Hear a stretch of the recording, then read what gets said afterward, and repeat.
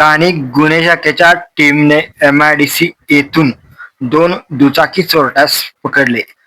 सातारा पोलिसांच्या स्थानिक गुन्हे शाखेचे पोलीस निरीक्षक विश्वजित घोडके यांना खास खबऱ्याद्वारे माहिती मिळाली की एमआयडीसी ऑफिस सातारा येथील चौकाजवळ 2 युवक हे विना नंबर प्लेटची दुचाकी विक्रीला घेऊन आले आहेत.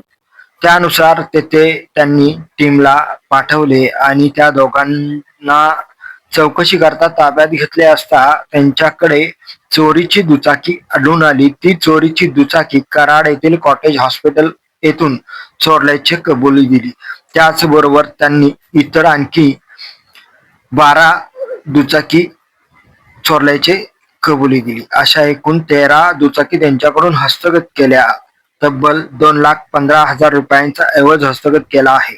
संशयित आरोपी ओंकार माने वय 20 राहणार वडूज तालुका खटाव आणि एक विधी संघर्ष बालक असे दोघे अटकेत आहेत.